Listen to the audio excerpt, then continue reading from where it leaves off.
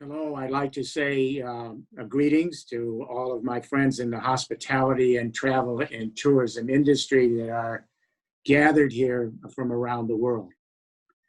You know, I'm mindful with this conference that hospitality and travel and tourism, it's the largest industry in the world. Most of the public's not aware of this, but 10% of the global GDP is hospitality and travel and tourism. Equally important, it's 10% of the world employment as well. So it's by far the most important sector in terms of our global economy. With this in mind, I want to start on a rather somber note. I hope it'll end up being a liberating reflection on where we might go in a new era of hospitality and travel and tourism in the 21st century. GDP has been growing at a slower rate all over the world for the past several decades, well before the coronavirus. And the reason GDP has been slowing is productivity has been declining all over the world for several decades. The result is we have a lot of structural unemployment, especially difficult today for the millennial and Gen Z generation. They're finding a hard time securing their place in a 21st century workforce. And let me do the numbers if I may. After two industrial revolutions in the 19th and 20th century, here's where we stand today. Arguably half the human race is far better off today than our ancestors when we began this experiment in industrial life, granted.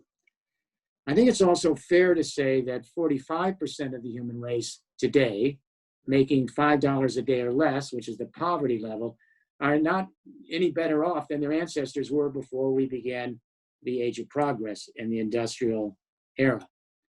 And while half of us has done better and the other half not so well, the very wealthy have done quite well. The 8 richest human beings today in the world, their combined wealth now equals the collective wealth of half the human beings living on Earth.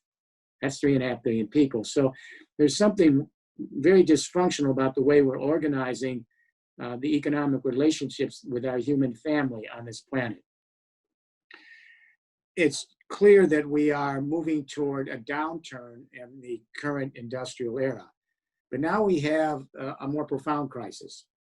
After 2 centuries of industrial life propelled by fossil fuels, we now find ourselves in real-time climate change. It's no longer a theory or a model.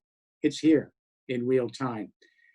And I want to explain to all of us why climate change is so serious. If it were explained, I think we would have a clear sense of what we have to do to turn things around on this planet. And this is particularly important what I'm saying to the hospitality, travel, and tourism industry. Climate change is changing the water cycles of the Earth. We've emitted so much CO2 and methane and nitrous oxide into the atmosphere to move this industrial way of life, that now those global warming gases in the atmosphere that we've released, they are actually heating up the Earth. And what this means is this: we are the watery planet. Our life on this planet depends on water. No water, no life. Our ecosystems have developed over millions of years based on the water cycles that traverse the clouds that then bathe the biomes and ecosystems, and we have life. Here's the problem. For every 1 degree Celsius that the temperature is going up on the planet because of CO2 emissions and methane and nitrous oxide, the atmosphere is actually sucking up 7% more precipitation from the ground. The heat is forcing the precipitation into the clouds, and the result is we're getting more concentrated precipitation in the clouds and more radical, extreme, uncontrollable water events. Blockbuster, huge winter snows, massive spring floods all over the world, summer droughts and wildfires over millions of acres of land on every continent. And then we get the hurricane and typhoon seasons in the summer and fall. These dramatic precipitation events they are really collapsing our ecosystems in real time. They can't catch up to this shift in the water cycle, the hydrological cycle. And so our scientists are telling us we are now in the sixth extinction of life on Earth, and it doesn't even make the headlines. The fact is, it's the most important story we've ever faced. We've had 5 mass extinctions on this planet over the last many hundreds of millions of years, and each time there was massive die-out, and it took about 10 million years to get new life back. We're now in the 6th extinction event, and our scientists are telling us that we could lose over half the species that live on this Earth in the next 8 decades. That's the lifetime of today's toddlers. The last time we had an extinction event of that magnitude was 65 million years ago. And our scientists at the UN panel on climate change from all over the world, they're telling us we've got now 10 years left to rethink and reorganize the economic, social life on this Earth, or we're going to be in trouble because we'll go over 1.5 degrees Celsius in temperature and runaway climate change. So what do? We need a new economic vision for the world. It needs to be compelling. We need a game plan to deliver on that vision, and it needs to be quick in both the developing countries and the industrialized nations. We're going to have to be off a carbon-based civilization over the next several decades. We're going to have to be in a zero-emission era in order to help rejuvenate this planet. So we need to step back and ask this question. How do the great economic paradigm shifts in history occur? If we know how they occur, we will get a roadmap in the hospitality and travel and tourist industry and every other sector, and we're going to get a compass to navigate a new journey for the human race quickly. There have been at least 7 major economic paradigm shifts in history. They're extremely interesting because each of them share a simple common denominator. And that is, at a moment of time, 3 defining technologies emerge across a civilization and converge to create an infrastructure that fundamentally transforms the way society communicates, powers, and moves its economic life, its social life, and governance. What are those 3 technology revolutions that come together rarely in history? First, new communication revolutions that bring larger combinations of people together in more complex relationships over time and space. 2, new sources of energy to do the same, bring larger collectivities of human beings together in more complex relationships. Number 3, new modes of mobility and logistics to do the same. When communication revolutions converge with new energy revolutions, in turn converge with new mobility and logistics revolutions, it does fundamentally change the way a society and a civilization communicates, powers, and moves its day-to-day life. These revolutions change our temporal spatial orientation. They change our habitats. They change our business models. They even change our governance. I'm going to give you 2 quick examples. First industrial revolution, Britain, 19th century. The Brits invent steam power printing, no more manual print presses, so we could have very cheap mass production of print for textbooks for public schools, a new phenomena, penny newspapers, magazines, brochures, and catalogs. And then the Brits laid out a telegraph system across the British Isles in the last part of the 19th century for communication as well. Steam power printing and the telegraph then converge with a new source of energy in Britain, coal. And that coal was then used to power a new invention, the steam engine. Then they put the steam engine on rails, rail tracks for transportation. This communication, energy, and mobility transition took Britain from a small regional economy to a national market. It gave rise to capitalist shareholding corporations because it was very expensive to move these new technologies online. And it gave us nation-state governance. It also gave us travel and tourism, which is very, very interesting. You know, before the modern age, the word travel comes from the word travail, which means hardship. It moved from travail to travel with the railroad and the telegraph.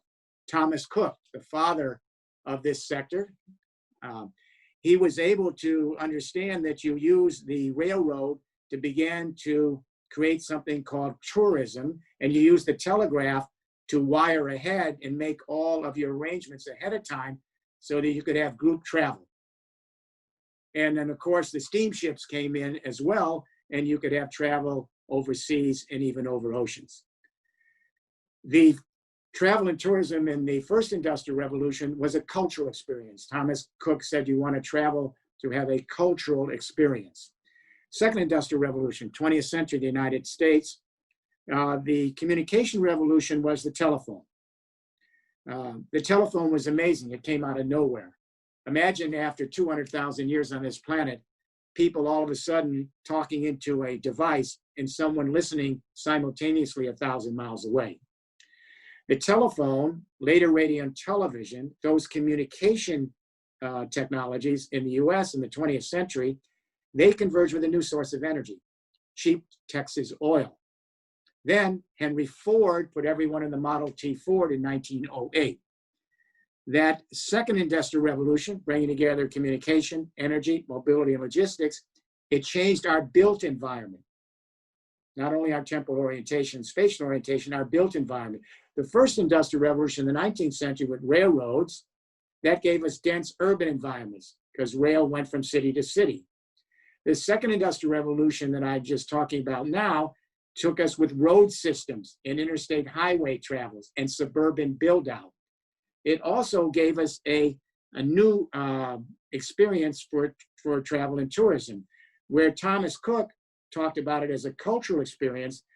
When we went to the second industrial revolution and we went to road travel and then as well air travel and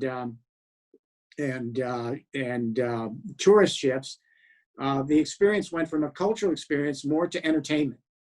And we think of travel and tourism, it's a cultural experience, but it's also entertainment. We have theme parks across all of our interstate highway systems, for example. In many other entities that were new to the second industrial revolution, all about travel and tourism.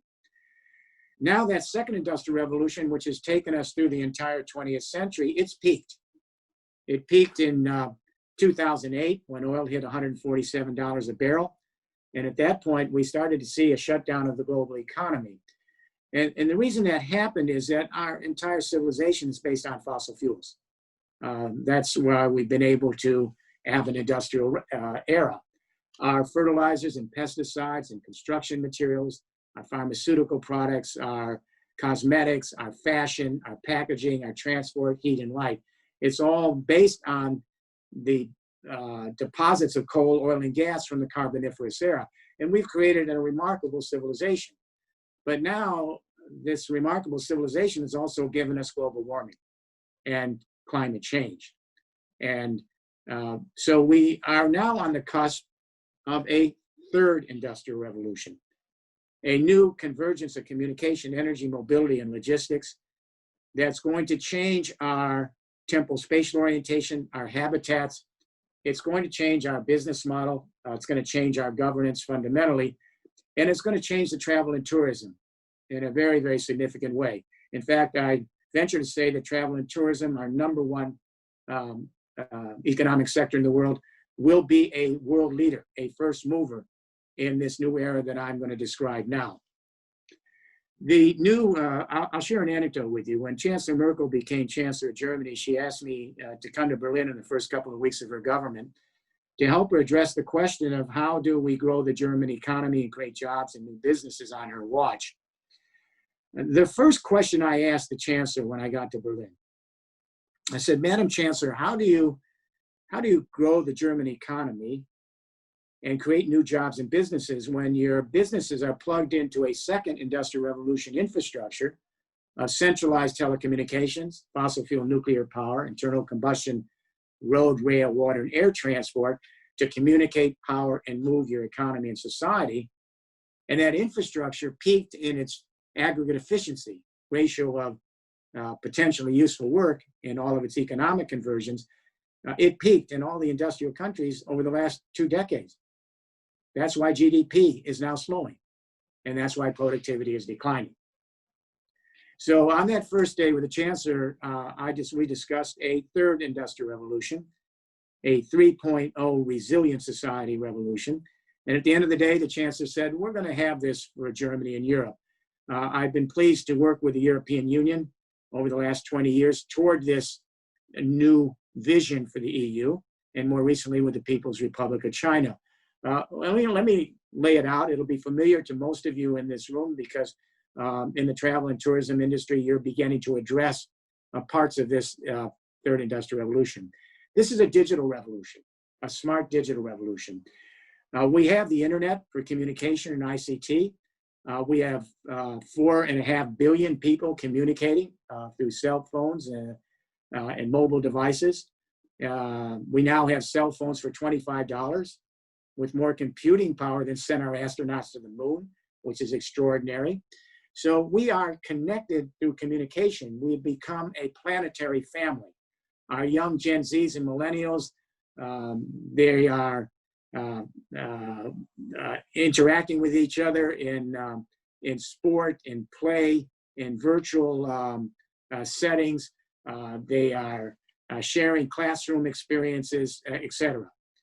Now this communication revolution, the internet, this communication internet is now converging with a second internet, a digitized electricity internet. We now have millions and millions of players, small and medium-sized enterprises, large companies, local communities, homeowners, who are producing their own solar and wind electricity. They're collecting the sun and the wind where they work, where they live, in their communities. And the electricity they're not using, the surplus solar and wind electricity, they are sending it back on an increasingly digitized electricity internet using big data and analytics to share electricity across continents and pretty soon across oceans, the same way that we use big data and analytics on the communication internet to share our social media, our news blogs, our entertainment, etc. Now these two internets are connecting with a third internet, a digitized mobility and logistics internet made up of electric and fuel cell vehicles powered by solar and wind from the electricity internet. And those vehicles will increasingly be autonomous on road, rail, water, air drones. And they will be actually managed, those autonomous vehicles, by the same data, analytics, and algorithms that we use to share news, knowledge, and entertainment on the communication internet and share solar and wind electricity across the world on the electricity internet. These three internets make up one infrastructure to communicate power and move social life, economic life, and society. They ride on top of a platform called the Internet of Things. We're placing sensors across the whole world, in the wild environments, in the agricultural fields, in factories, in homes, smart vehicles, smart roads, etc., and especially in buildings. And these sensors are providing real-time big data that then goes back to the communication internet, the electricity internet, the mobility internet to help communicate power and move day-to-day life from the smallest communities to across the planet. Essentially, we're creating a global brain and nervous system. GPS, Galileo, these great satellites are synchronizing with these sensors and this Internet of Things platform, which is the nervous system. We're connecting the human race. This is an extraordinary moment and a real possibility for all of us, because now that we are connecting in our communication and very quickly our electricity with solar and wind and mobility and logistics, it means we can begin to think of ourselves as a human family, as a species, as an extended family that can engage in economic social life across the planet at very low fixed and marginal cost, and begin to democratize our economic life. We began to see all the old boundaries and borders go away, and we began to experience ourselves as part of a human family on one earth. That's the upside. The downside of this digital revolution is the dark net. How do we protect network neutrality? How do we ensure that governments don't use the internet to interfere in the politics of other governments during elections? How do we make sure that we have everyone has equal access to the internet, that no one's left behind, that isn't monopolized by a handful of corporations. How do we secure data? How do we maintain privacy? How do we prevent cyber terrorism? These are very heady issues that we will have to address over the next 50 to 75 years. But assuming we can do that, the internet provides us with a possibility of changing our consciousness fundamentally, as our young people become more connected around the world. And it's also going to change the way we take a look at travel and tourism, which is the leading sector of the world, GDP and employment. If the first industrial revolution gave us cultural travel and tourism as a cultural experience, the second industrial revolution gave us travel and tourism and hospitality more as entertainment. Of course, it's not that simple, but pretty much entertainment. The third industrial revolution, the digital revolution that connects the human race, this takes us into what I would call ecological consciousness. Ecotourism is emerging. It is emerging. And it's going to be, hopefully, our savior as we move further into the 21st century. And in this particular way, travel and tourism and hospitality play a very fundamental role. Let me explain. When my mom and dad were born in 1908 and 1911, 88% of this planet was still wild. Today, 22% is left of the wild. The rest has all been developed. And so the problem is, it isn't just climate change, it also is about pandemics. There are going to be more pandemics. They're endemic to what we've done to this planet. And that is, because the wild is disappearing, the animals and the viruses that attach to those animals, they're migrating. They are climate refugees. And they are refugees from the loss of habitat, and they are moving closer and closer to our dense urban civilizations where our species resides. So there's not much we can do about it. The viruses, are a huge part of the planetary system we live in, all right, for good and for bad. So I think what we're going to begin to see, and we've seen it with the coronavirus, people have asked me about it, we're going to have periods of time when there's a new virus that hits, not only because of loss of the wilderness, they're getting closer to us, but also climate events, the floods, the droughts, the wildfires, the animals are moving, and so are the viruses. We will have periods of time where everything's okay. Then a virus will hit. And then we will have to go indoors, and we'll have to go virtual on this digital planetary internet and engage each other virtually in our economic, social life, and governance. It'll take a year or two each time to come up with a vaccine and then vaccinate everyone. Then we'll go back outdoors for an unlimited period of time until the next virus hits. We're going to have to become comfortable with living in both a virtual world, digital, for times, and a physical world for times. And what's so interesting here is for the human race that's become increasingly urban. A number of years ago, there was a milestone where over half the human race was now living in urban areas, Homo urbanus. And so we lost touch with nature. We lost touch because the wilderness was not there, wasn't part of our life. The interesting thing about this pandemic is that people are experiencing a hunger now for nature, even though they didn't engage much in it during the period of entertainment we had before. They are experiencing a hunger to be out in nature and a hunger for experiencing the natural world. And the more we're enclosed inside, virtually for periods of time, the greater the hunger to be outside. And of course, the academics have been doing studies on this over the last several years. I've read most of them. And they're saying that they're now finding that the key to happiness is when people are in nature. They have actually done studies, and when people are actually in nature, their circadian rhythms, their lunar circadian rhythms, which are embedded in every cell of the body, become reconnected with the rhythms of the natural world. They become more aware and more steadied, and, if you will, more resilient and more engaged.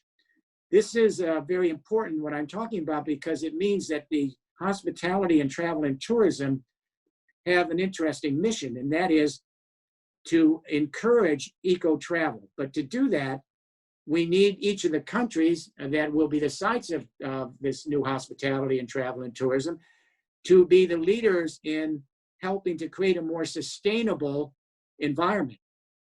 We need each nation to be responsible for its 19 kilometers of the biosphere where life and the natural world exists.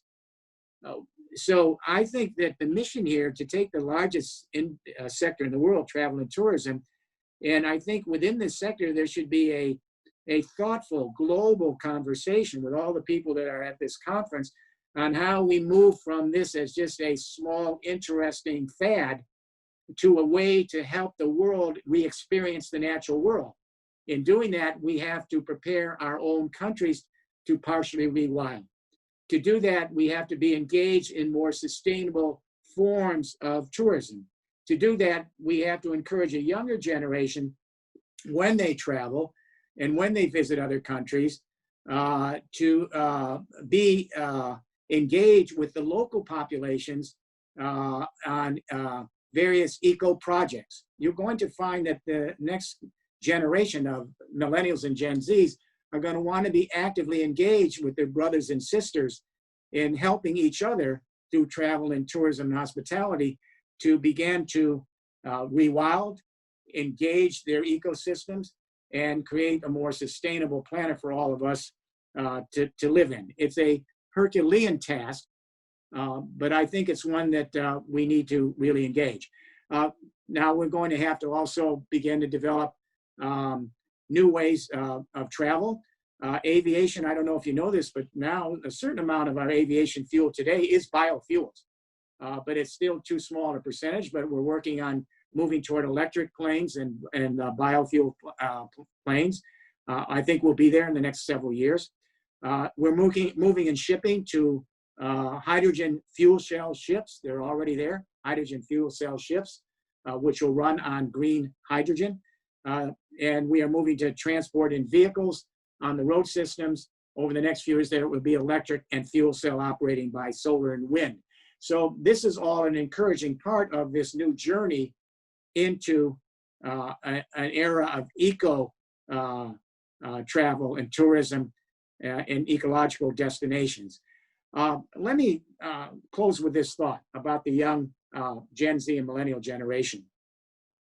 You know, over the last year and a half, the young millennials from 141 countries on 3 different Fridays struck. They had a strike. They left their schools in 141 countries, millions of young people, and they were joined by their older brothers and sisters who left their offices, the millennials.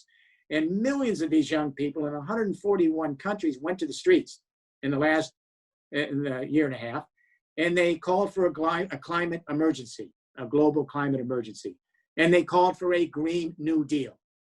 These weren't like any protest in history.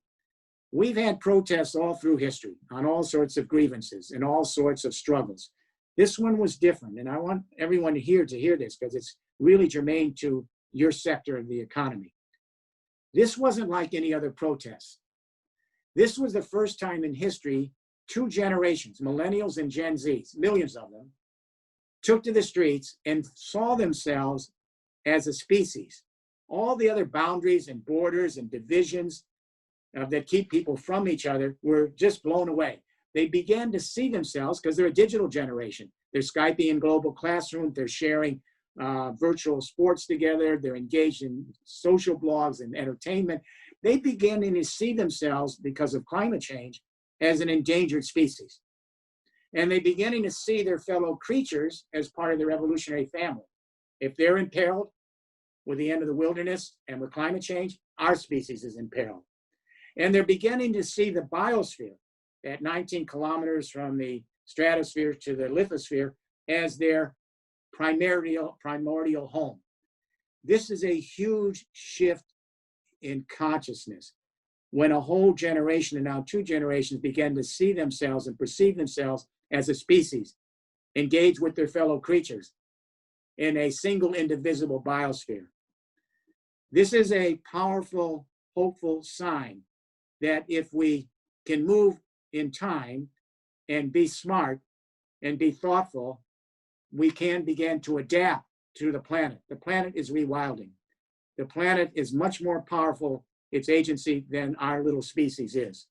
So I'm hoping that we can begin to see a robust conversation in the hospitality and travel and tourism industry on eco travel and tourism and sustainable development. This is the way forward, and this will allow a whole generation to visit each other, to show solidarity in each other's regions, to work with each other and play with each other, and help to restore the natural world and the wilderness of this planet. This is not something that's trivial. This is fundamental to whether we will survive as a species and flourish in the decades and centuries to come. So it has been my privilege to allow you to have you allow me to spend a few minutes with you today in this very important global conference. And I congratulate the organizers in putting this together. And I'm very hopeful that this can be the beginning of a new journey for the human race and for the planet we live in. Jeremy, thank you very much indeed. It's not only fascinating to hear you talk, but it's wonderful to have you inject some real hope and optimism into the conversation about the future of hospitality, travel, and tourism. I really appreciate that. But I am also mindful that many people watching this today will be running businesses in this sector, and they will be desperate just to keep those businesses alive because of the impact of the COVID-19 pandemic. And I dare say that many of them will be wishing so very fervently that they can get their businesses back into the shape they were in, let's say at the end of 2019, with the scale of the business, the revenues restored. Are you saying that in your view, this time we are living through, particularly for business leaders in this sector, has to be a time when they don't just seek to go back to what they were doing before, but actually work very hard on doing things differently in the future? I agree, Stephen. This is an inflection point. You know, there's no way to exaggerate what's happening. We're in an extinction event. We have no playbook because everything that we've known in the age of progress is now asunder. We're moving to the age of resilience, and I think that we have to start understanding the importance of the hospitality and travel and tourism industry. It is the leading sector in the world. It is 10% of the employment. We should be looking at an economic recovery in which this industry in every nation is on the front line in terms of what the government needs to do to help put in this infrastructure and help move toward seeing ecological travel and tourism and hospitality as essential to helping restore the biospheres of their regions. Very important to be able to rewild their biosphere as well. So I don't think we've given any attention to this. You know, this is really essential. It's the biggest sector. So I'm hoping that that within this sector, there can be a lot of muscle put to bear in local governing regions saying, look, we can be part of the solution. We can help restore our ecosystems, provide a healthier biosphere, good for business, good for employment, good for hospitality, and good for the planet. Let me ask you a question which is actually more about geopolitics. I'm very mindful that over many years you've advised both the European Union, you've advised governments around the world, including the Chinese government, and many people would say, particularly probably in this business more than most, that as the economic impacts of COVID-19 have unfolded, some governments around the world have shown real competence and capability and management skill in a crisis. Others have shown a real failing of leadership and frankly of basic competence. Do you think the differential responses we've seen from governments around the world are going to exacerbate what many people see as the sort of gradual but inevitable shift of economic, political power from west to east? Because I'm mindful that the US has really struggled and that many governments in Asia have actually been relatively successful in mitigating the effects of COVID.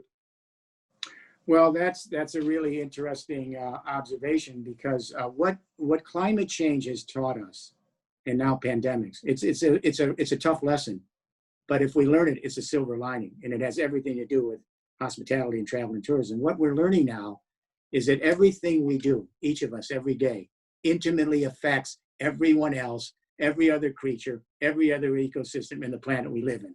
It's not esoteric. What we learned in climate change is we all have a carbon footprint. You do, I do, we all do. And the way we live our life each day, how we use this planet each day, it has all these negative externalities that ripple out and everyone else is affected.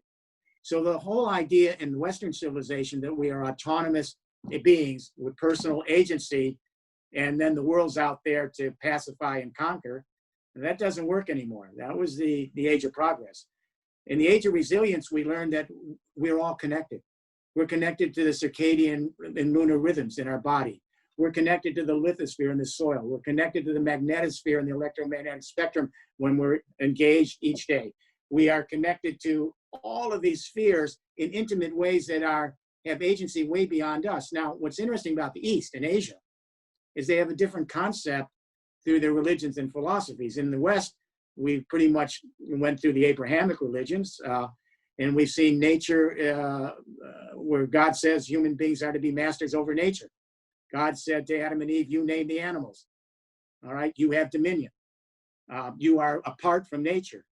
The Eastern religions, the Eastern philosophies, I've never believed that. They've all been based on a different cultural DNA, and that is human beings are part of nature. And the mission is to constantly reharmonize ourselves with the natural world because it's all one living planet. So it gives them, in some ways, an upper hand. And how does that do with pandemics? They all wore the mask. But in Europe, to their credit, they wore the mask. In America, where it's all about the individual, no one tells me what to do, very libertarian, half the country didn't wear the mask. Now, you know that, I know that, but that's our weak suit. We have to begin to realize that in a biosphere world, not a geopolitical world, we are each of us, every one of us, our identity is bound in all the experiences we've had with everyone else around us and all of the world around us. So each one of us is unique, but our uniqueness is based on our constant relationship with the rest of the world we live in. We're not an island to ourselves.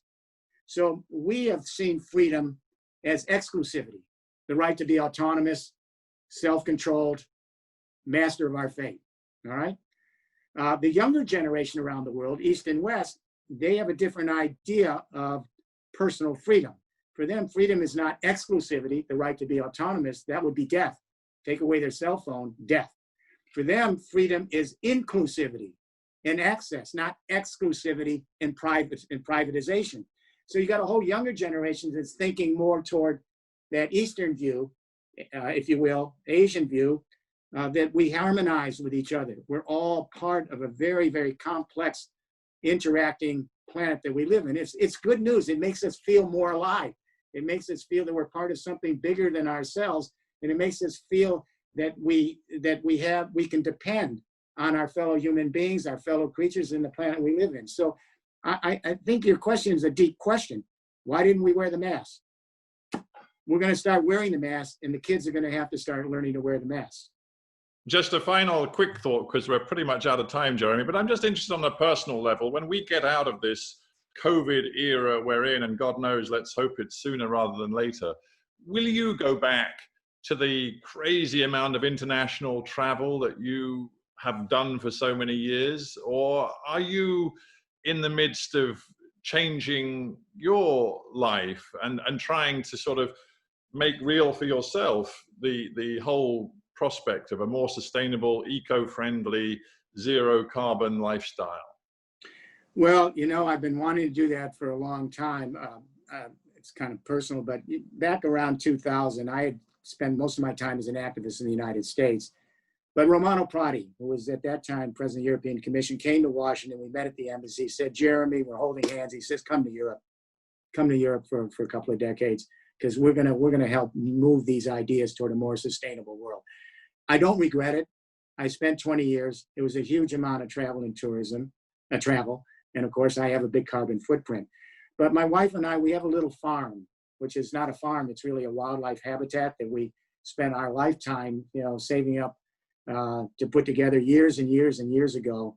and it's there so that the wildlife has a place. I'd like to spend more time here. And I think also it's time to spend more time in the United States. I hope the elections make that a worthwhile decision.